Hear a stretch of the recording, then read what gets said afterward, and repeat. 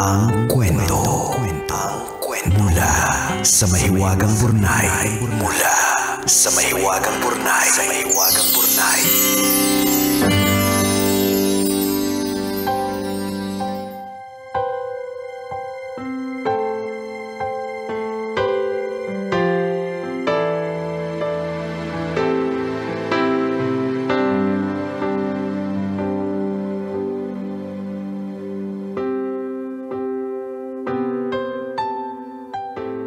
Dear Ate Nicole and Kuya Jegs, magandang araw po sa inyo.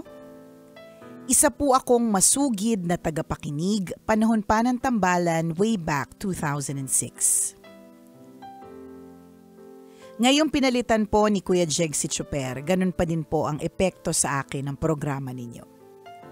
Tumatawa pa din akong palihim kapag nakikinig akong mag-isa. Parang kalalabas ko lang ng mental hospital tas biglang nabinat kasi bumalik yung saltik sa utak. Ay, alam namin yan. Anyways, itago niya lang po ako sa pangalan Charis. Pinagandang Charot. Isa po akong gay, mukhang lalaki, at kilos lalaki, pero bumibigay kapag nakakakita ng gwapong lalaki. Sumulat po ako para ibahagi ang aking kwento. Baka sakaling kapulutan ng aral ng mga listeners ninyo. Noong unang panahon may nakilala kong college student. 5 years ang tanda ko sa kanya. Naging magtropa kami at ang saya ng puso ko dahil bet ko siya. Isang beses nakipag-inuman ako sa kanila at doon ako natulog. Wala yung parents niya sa bahay at may isa lang siyang kamag-anak na kasama. Simula noon, sa kanila na ako natutulog. Uuwi lang ako para magbihis, papasok sa trabaho, tapos sa kanila na uuwi. Para di na mahirapan, nagdala ako ng maraming damit para hindi ko na kailangang umuwi sa amin araw-araw. Okay lang naman sa pamilya ko. Para sa kanila, nasa tamang edad naman ako. Alam ng pamilya ni Boylet kung ano ko at okay lang naman sa kanila na nandun ako.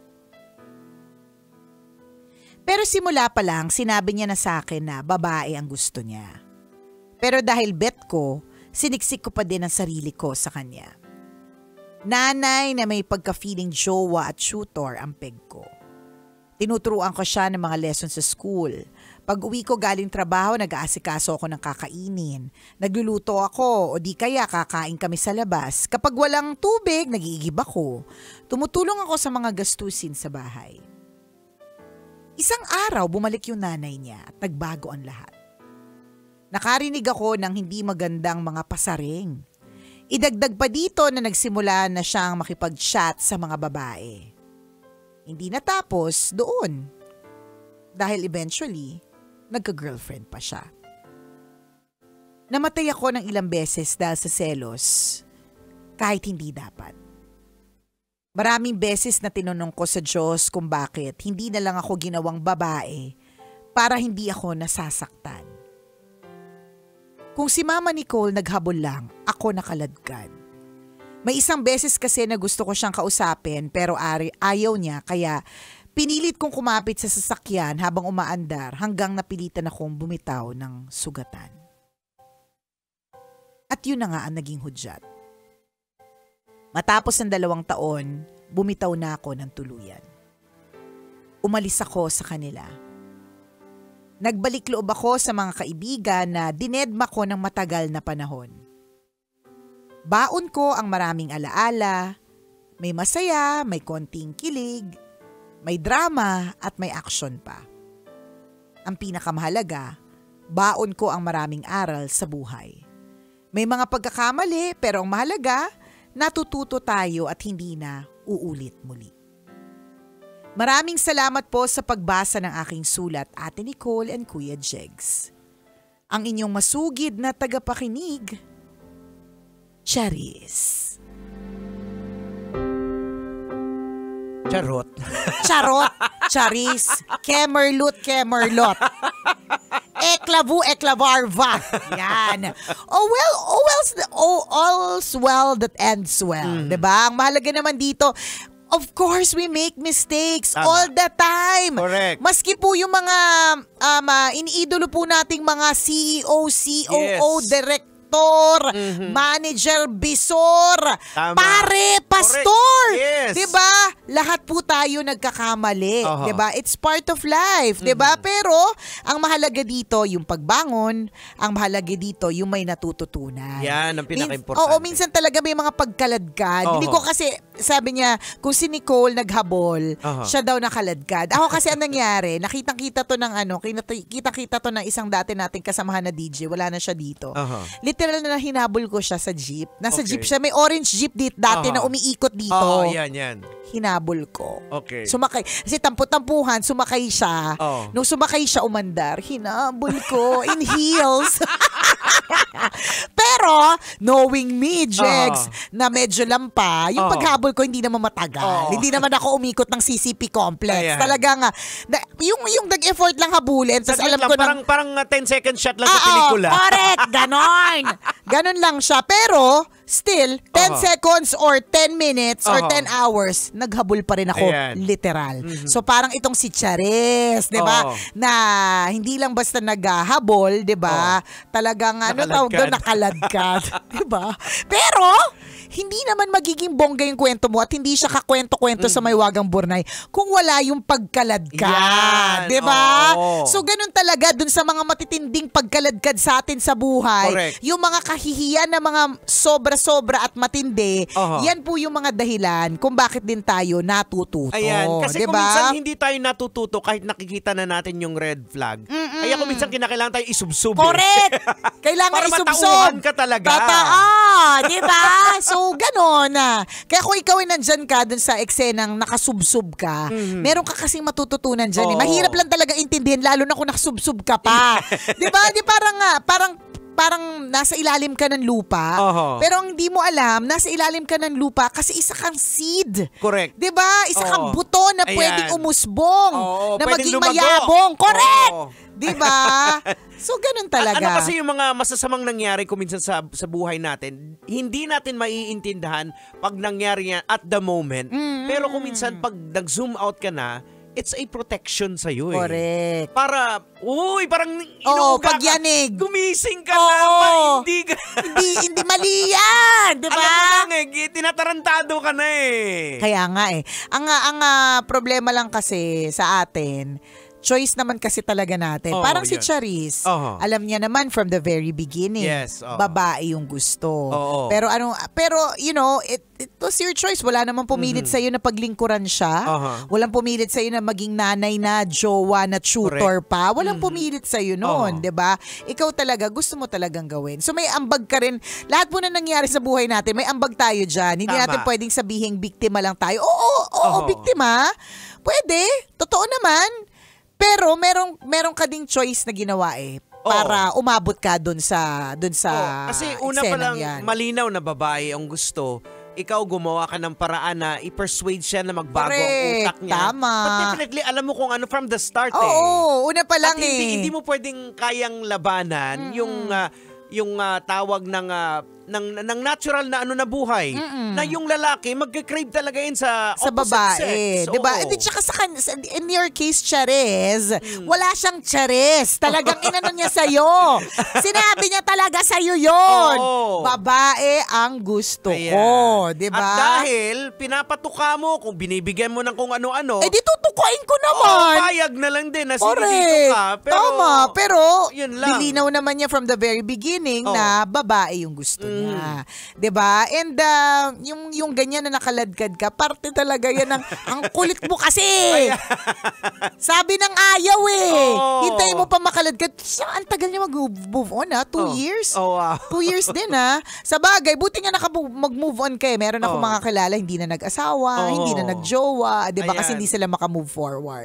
Magkaiba kasi yung pagmamahal sa pagpapakatanga Correct. Ang pagmamahal kasi balance yan pagpaalaga and may return. reciprocate. Correct. Merong may balik. Yung one way lang. Tapos gawa ka ng one way lang, tapos ini-expect mo na may balik sa'yo. Yan, Diba? Kahit sa totoo lang, wala naman. Diba? Wale. Syunga-syungaers. Diba? ang maganda dito, hopefully, di ba? Oo. Sa buhay mo, Charis, hindi ka na matcharot-charot kahit Ayan. kailan. Kasi naranasan mo na ang pagkaladkad. Yan. O Di baka ba? sabihin nyo naman, ang galing magsalita ni Nicole tsaka ni Diego. Ay, hindi, no. Ilang Hindi beses po- na rin kami Yes. nakaladkad. Ayan, Di ba? oo. Hindi man literal, Correct. pero figuratively. Oo. Nakaladkad na po talaga kami. Nailagay sa lusak, Yes, tinapakan, inapakan, oo. di ba? Nadapa, tas tinapakan Yeah, pa. been there, done that. Ako, Oo. nasubukan ko, 3 kami sa relasyon. Ako na nakakaalam na 3 kami. O, tingnan mo. Tapos, Oo. go pa rin siya. Diba? Tangaray so Oo, to the maximum Oo. level. Ako naman dati parang alam kong alam ko na wala kaming label. Aha. Tapos alam ko na hindi siya consistent. Aha. Pero inaalaw ko lang. Oh, push pa rin. Push pa rin Kasi kahit hoping, na kasi hoping na yan. sa akin ako yung piliin kasi Oo. malalaman mo talaga kapag ang isang tao ay hindi seryoso sa kung hindi siya consistent eh. Oo. Yung G na G siya, give na give siya ng isang araw tapos pagkatapos ni Nihoy deadma tapos kung kailan ka lang niya maalala. Yan. 'Di ba? Yung mga ganun. Yan kasi ang epekto ng romanticizing, yung mga napapanood nating teleserye. Yan, yung na maasa. okay lang. Oo, correct. yan. At saka yung napapasok sa utak oo, natin. yung feeling natin na hindi babaliktad. Well, may mga Oo. ganun naman. Yeah. May mga ganun. Swerte ka kung ganun. Kaya Oo. lang, ang realidad, 'di ba? Kung halimbawa wala kayong label, Oo. 'di ba? Hindi ka pwede magselos. Hindi ka pwede magdemand Wala ng kang oras, karapatan. correct? 'Di ba? Pero choice mo 'yan. Yan. Oo. Ginusto mo naman 'di ba? Pumayag ka. Correct. Kung in the very first place hindi ka pumayag sa ganong klaseng setup, hindi ka rin malalagay sa alanganin. Tama. Oh, 'di Ayan. ba? Parang ikaw din naghukay ng sarili mo. mong libingan. correct. Ito yung sinasabi nating nag-e-expect ka, Oh. pero hindi mo ini-expect na ganun Ayan. yung mangyayari. Oo. Pero alam mo naman yung sagot eh. Correct. Kasi Tapos diba parang- sasabihin mo, Hindi ko narinig yung dapat gusto correct. niya sabihin. Tama. Sus! Alam mo naman pinilit mo lang talaga. In fairness Oo. naman dun sa mga taong ganyan, may fighting spirit. Yeah, oo. 'Di ba? Merong hopeful heart and Oo. fighting spirit. Ayan. Sana nag-cheerleader na lang kayo o kay pep squad. Baka may napatunguhan pa, 'di ba? Oo. Pero in fair, believe din naman ako sa fighting spirit. Oo. Dun sa hopeful heart na pwedeng magkaroon ng pagbabago. Kasi alam mo sa totoo, Jex, pwede naman eh. May mga nagbabago din naman talaga. Kaya lang, ang hirap lang din talaga. Parang katulad yung dito kay Charis, walang label. Tama. Inaalaw niyang ibigay mo lahat ng mga ibibigay mo. Oo. Pero walang label kung hindi ano kayo. kayo, Oo. 'di ba? Ang hirap ng ang hirap. Na experience mo na ba ang isang no label na relationship? Kung relationship man ang tawag doon. Oo. Oh, hindi naman. Hindi, Oh, no. hindi. Oo, kasi parang ang hirap eh. Parang ang hirap kapag ka walang label. Yung sinasabi ko nga, walang label na hindi maintindihan. Sa ano kaya eh? Kay Ren, Aha. hindi siya consistent nung una. Ay. Oo, kaya alam ko talaga may kasabay ako eh. Alam ko talaga. Grabe ka. Alam ko talaga. Kinonfirm niya naman. Oo. Kasi hindi siya consistent eh. Oo. Yung nandyan siya, tas biglang, kaya yung mga PA ko, nakikinig, yung isa kong PA ay si Mama Morena na ng Love Radio Palawan. Aha. Tapos may isa pa siyang Bex na kasama, si Jeff. Mhm. Sabi ko talaga sa kanila, patanong mo nga kung ano kami. Kasi hindi ko maintindihan. Kasi Papakita sweet. Oo, Tapos papadala biglang lagi. cold. Tapos biglang, hindi naman cold, biglang wala lang siya. Oo. I mean, kunyari Friday night, di ba? Oo. Siyempre dapat, Ilalabas oo, ka. di ba lalabas tayo? Kasi Oo. Friday, hello. Oo. Yung mga time na dalaga pa ako na, yun yung sinasabi ko, Jex, na Oo. kapag ka Friday, natataranta ako pag wala Oo. akong ganap, Oo, di ba? pag Pag walang mag-invite. pag walang mag-invite, pag walang eklavu, ganyan. So, yung dalawa kong PA nagtanong eh, nililigawan mo yung ate ko? Ganun. At wala siyang sagot. Kaya kami merong parang pagitan dun sa landian namin. May ganun eh. Kasi nga, ayoko rin ng ganun. Kasi I will not allow it eh. Walang label? Ayoko nang walang label. That may label tayo. Nililigawan o hindi? Ayun, oo. Tayo o hindi? Oh. Di ba? Ganon. Ayan. Kasi iba po mga kabisyo kapag ka meron pong label. Ayan. So hanggang dulo po si Nicole talaga naghahabol. Oy, hindi.